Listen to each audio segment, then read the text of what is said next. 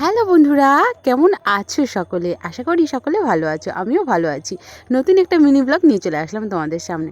সকালবেলা ঘুম থেকে উঠে গিয়ে দেখো বিছানাটা ভালো করে গুছিয়ে নিয়ে তারপরে দেখো ভাবলাম বিছানার চারিদিকটা মানে খাটের চারিদিকটা একটুখানি মোছামুছি করে নিই। লোহার খাটে না এই একটা সমস্যা, সারা রাত ফ্যান চললে প্রচণ্ড পরিমাণে ধুলো যেন এর মধ্যে আটকে যায়, মানে দেখে ওটা মনে হয় আর কি। তো সে যাই হোক, দেখো ঘরের মধ্যে এখনও ঠিকঠাকভাবে আলো প্রবেশ করেনি, সেই রকম সকালটা এখনও হয়নি।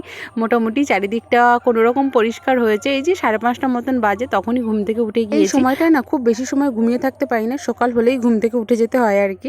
তারপরে দেখো নিয়ে নিয়েছি কলগেটে ব্রাশ নয়, ব্রাশে কলগেট নিয়ে নিচ্ছি। এবারে ব্রাশটা কিন্তু কমপ্লিট করে নিচ্ছি। প্রেগনেন্সি জার্নিতে এই একটা সমস্যা, সকাল হলেই না একটুখানিও অপেক্ষা করা যায় না, ঝটপট করে ঘুম থেকে উঠেই মানে ফ্রেশ হয়েই ব্রাশ ট্রাশ করে কমপ্লিট করে নিই। তারপরে কিছু খেতে হয়, খাওয়ার তাড়াতাড়িটা আগে, মানে প্রচণ্ড তাড়াতাড়ি খিদে পেয়ে যায় এই সময়টায়। মানে পরিমাণে কম খেলেও খিদের পরিমাণটা কিন্তু বেড়েই যায়। আর চারিদিকটা দেখেছো কি সুন্দর সবুজের সমারোহ। আর আজকে কিন্তু মনসা পুজোর সকাল, মনসা পুজো শুধু বলবো না, সঙ্গে বিশ্বকর্মা পুজো। ফ্রেশ হয়ে নিলাম, একদম মুখটুক ধুয়ে দেখো সুন্দর করে মুখটা একদম মুছে নিচ্ছি। আর সকালবেলার এই ফ্রেশনেসটা খুবই দরকার, আর ভীষণভাবে ফ্রেশনেস থাকি সকালবেলাটা। মানে আমার কোনো মর্নিং সিকনেস নেই যদিও, তো ওই কারণে সকালবেলাটা খুব ভালো থাকি।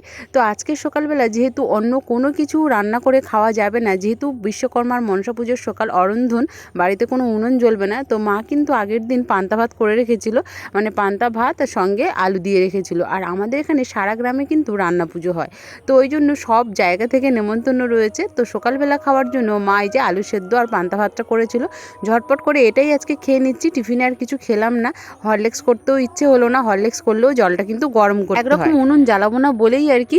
তো যেটাই ছিল সেটাই আজকে খাওয়া শুরু করলাম। এখন কিন্তু ঘড়ির কাঁটাতে ওই যে 7:45 মতন বাজে, এখনই আমি কিন্তু খাওয়া দাওয়াটা সেরে দিলাম। খাওয়া দাওয়া সেরে নিয়ে দেখো স্নান টান সেরে নিয়েছি, নিয়ে চলে এসেছি কলার বাগানে। তো কারণ কি, আমাদের বাড়িতে না অনেক মেশিন রয়েছে, যেমন পাওয়ার টিলার আছে, জলসেচা মেশিন রয়েছে, তারপরে হচ্ছে মোটর রয়েছে, তারপরে বাইক রয়েছে, মানে মোটর বাইক রয়েছে, তারপরে আর মা মনসা তো রয়েইছে।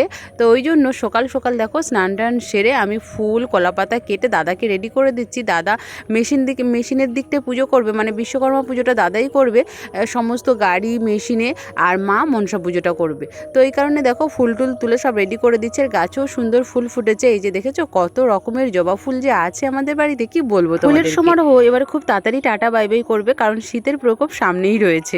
এই যে দেখো ফুল তোলাটা কমপ্লিট করে নিয়ে বসে গিয়েছি। সমস্ত ফল কিন্তু পুকুর থেকে ধুয়ে নিয়ে চলে এসেছি পরিষ্কার করে।